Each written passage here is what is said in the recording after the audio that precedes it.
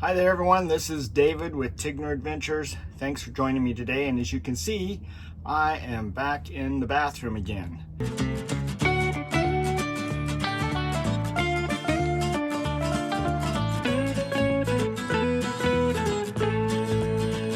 The bathroom in an RV is something that takes a lot of abuse, basically, especially if you're full-time. We have now been full-time for going on 6 years. So, with that said, being in the 6th year, we have used everything in our bathroom quite a bit. We typically don't take showers anywhere else, and we don't typically go anywhere else to go to the bathroom. So we're always using our RV. Our old toilet was a Dometic 300 series toilet. The gasket set or seal is $50. We have it on our website under our recommendations of things for people. So if you look at tigneradventures.com and look under our recommendation area, we do have that gasket or seal that you can buy and then we have the videos that are associated with it to teach you how to actually change it if you want to. This new one, which is just this one, is for a 310 toilet. And so the other ones, the price keeps going up. These gaskets or seals keep going down. So these were actually 10 bucks a piece, or it's 17 something dollars for the 2 set, and that's listed on our website also, but I'll put a link in our description below for you. These are a lot simpler to replace because all you're doing is you're just pulling it out and putting it back in again.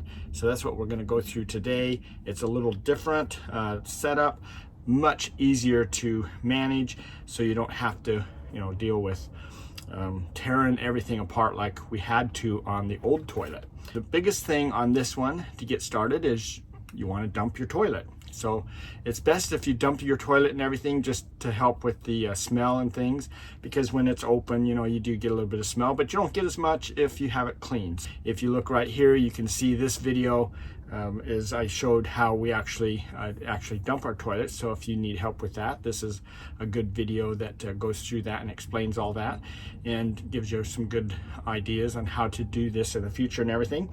But the biggest thing is just to go ahead and dump that, and then you're all set to proceed. So then the next step is that let's just talk about this little seal for just a minute. There's actually 2 sides to the seal, and if you look in there really close, there is a little groove around the seal, and that's because it fits into its little slot.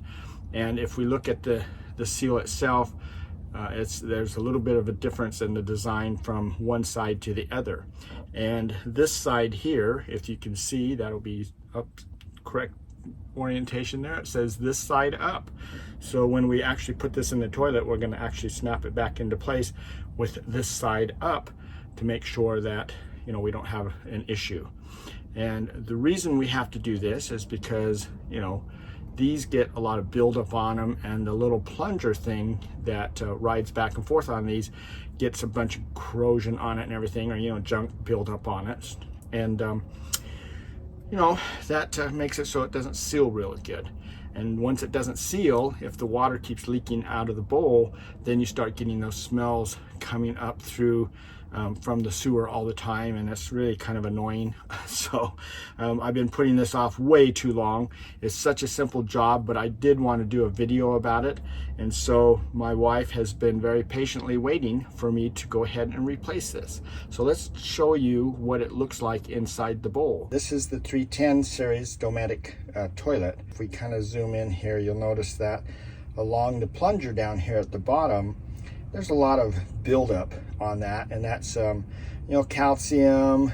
You'll see around the sides that it gets little calcium streaks and things from sediment from the water. It all over time will build up. Now it's been a year since we put this in, so this is a year worth of we keep cleaning it and putting things in it, but it really does, it only takes like a month or 2, and then it's build back up again. So, and then eventually it gets to the point where it actually just doesn't hold water. So you can see right now it doesn't have any water in it, and that's because it just keeps leaking out.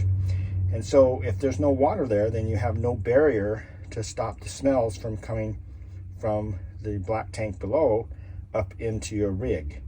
If we go ahead and push down on the plunger, you can see this plunger piece here goes back and forth, and that's the piece that's actually sealing it, and it leaves a little bit of water there, but it doesn't take much for that to drain back out of there. So to replace this, what we're going to do is we're going to turn off the water. So you either need to turn the water off outside or turn your water pump off, or if you happen to have a valve on your toilet, then you can go just turn that valve off on your toilet. Now you can see on my toilet here, I do have a valve, and this is the way that I re-engineered it when I put the new toilet on. So if you watch that other video, you can see how I redid this, but I like having a valve on the toilet so I can turn it off, and it's just a half turn to turn it off. So really easy to deal with, and now I don't have to worry about having water turned off for the whole rig. Now we're gonna clean this up just a little bit as we're going through this whole step. So the first thing I'm gonna do is I'm gonna go ahead and push my foot down on the plunger to open that up. Then I'm just gonna reach in with my hand, and if you want to wear gloves, go ahead and wear gloves, whichever way you feel comfortable with. And we're gonna just pull this other one out of here. Now, it's got a lot of settlement on it, so it's going to take a little bit of work, but you can see that I've got that started right there. We're just going to go ahead and pull that out, and there it is. So it's got that little groove there, and that is the old seal. We've just taken that out. We're just going to clean this up around here because we do have that groove that gasket goes in, and we do want to clean this plastic seal thing off right here a little bit too. So I'm going to just clean that up. I'm also going to do the same with these little spots here around where the water's been coming out, because you know that's just calcium that builds up there from the different minerals that you get when you're traveling around, and so you're going to always get that. So but a little bit of CLR and a little scratchy pad and clean that up nice and pretty. So I'm using one of these little pads. I actually steal this from my wife, so she has this in the this is how she does her dishes. So you know, usually after a little bit they get kind of worn anyway, and she has to replace them. So I just take it and then I have it so that I can use it for working on things that I need to, so it gets kind of a double use, so it works really well. And just to be clear, I don't put this back in the kitchen sink, so just so you know, just in case you were thinking that I did. But what I'm doing is I'm taking the CLR and I am just wiping that all around this. And this will take a little bit of effort to get this completely clean. The CLR is a calcium lime rust remover. That's the actual name of the product, the CLR. You can see it here. And it does a really good job at doing all these little things that you need to do. But what we're going to do on this one is we're just kind of wiping this off, and we're going to let this sit. And we're gonna keep working at it until we get it completely clean, and especially this groove down here. And it's kind of, probably you aren't gonna be able to see it very good, but it's you know what that rubber seal fits into. We want to have that nice and clean. And this is just porcelain. If you do take something to kind of scrape it or something, you want to be real gentle. Now I'm using this little picker tool. I got this from Harbor Freight. They have different designs and things that you can get, but I'm just kind of rubbing it lightly over the calcium areas, and just down in here, you know, this needs to be completely smooth. This is just kind of breaking off the calcium as it goes around. So you can see right here that there is a good chunk of this stuff build up, and that's just, you know, mineral buildup and whatever here. So you know, between that and the urine crystals and things like that, that's what's building up all around here. You want to clean that off the best you can, but you got to be really careful. You don't want to, you know, scratch the porcelain or break it, you know, because if we break it, then you'll have to use my video that shows how to put this toilet in to install another one. So just be gentle with it, and just let it soak and things. And in my particular case, I have waited probably way too long to do this, and so it's a lot harder job than it really needed to be. And it probably goes without saying, but you really don't want to drop any of this stuff down into the toilet. So just be really careful with it and make sure you don't drop anything down there. This little rag probably wouldn't be as much of an issue as this tool would be. So make sure you keep a good handle on everything as you're working on this. But you know, if you don't get this smooth and you put the new gasket in there, then it just gives it an area where it can leak. So that's why we're just kind of working at it. Just take your time and it'll turn out really good. Okay, I've got it nice and clean now, and all that calcium stuff's gone, and I've turned the water back on. So if I just kind of wash it all out, you can see that I got some pretty good water flow here and everything. So it's all nice and clean. And if I look down into this joint, so I'm going to turn the water back off again.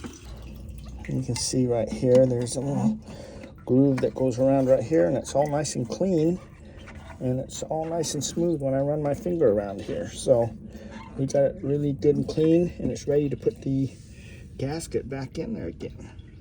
Gotta make sure that we have this side up, and we're just gonna take this and take this groove right here and put it around this flat piece that's around there and work that in there. Hopefully I can do that one-handed without losing it. Nope, let me come back. Okay, so I got that gasket all into place there, and it fits all the way around there good. And the important thing is that it's in place, so I can let the plunger go. And there we go. So we'll go ahead and turn the water back on. Now if we put the water in there. There we go. We are done. That is pretty cool. Nice and clean looking too. And then as the final step, I use Clorox wipes to kind of wipe everything off. That makes sure that your bathroom's smelling nice and pretty, and it all looks nice and clean.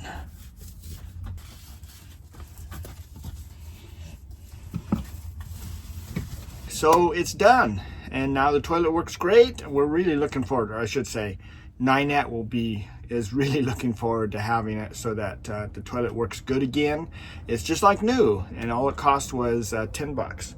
So, you know, now I've got one extra gasket left over. So now I waited a long time, so it made this job a lot harder than it probably needed to be. But anyway, you know, it just made it so I had to work out a little bit harder, but now it's all done.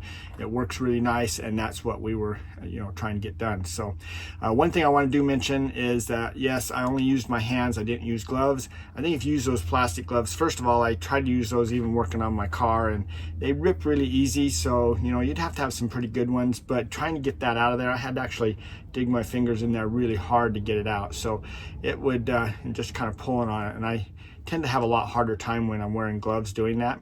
That's why I typically don't, but I did wash my hands very well, and I used hand sanitizer after. So, you know, that's just how I deal with things. If you don't feel comfortable doing that, then by all means use gloves or do whatever you need to get that taken care of. So, but with that said, it's done. And when you are working on it, make sure that you're not going around touching things and all that kind of stuff while you're working on it. Just work on it and then clean up and just be done with the job. It's pretty simple. If you actually dump your tanks first, then there's not very much smell at all. So it makes it really easy to do. But hey, you know, it's once it's done, you know, then you got it all fixed up, and this will save you. I mean, if you have a guy come out, okay, just a mobile mechanic come out to fix that, it's going to cost you right around 120 bucks for them to come out and do that. Just as first of all, it's just 1 hour minimum. So it only takes about a half an hour max to really scrub on that and clean it all up. So, you know, but you would pay a 1 hour minimum for them to come out, so $120. So I saved that $120. I bought that gasket on Amazon, and then I just put it in myself. Now, if I don't wait for it to be so bad next time, then it's definitely a lot simpler to do. So anyway, hopefully that helps you out, and you'll be able to do that and won't have a leaky toilet. This is a Dometic 310 toilet. And if you have the old style 300 toilet, then you may consider going ahead and upgrading that to the 310. It's only about $200 or so. $220 is what I paid for mine. I mean, prices might have gone up by now, but anyway, it's a pretty easy job if you look back at my video on that, and then it makes it a lot easier for you as far as going through the future. It pays for itself quickly when that gaskets, one of these gaskets is $10, where that one set of gaskets for the other toilet is $50. So anyway, with that said, thanks for watching. If you like this, please give us a thumbs up. Other than that, we'll hope to see you down the road, and if not, then maybe we'll see you at the next video. So take care.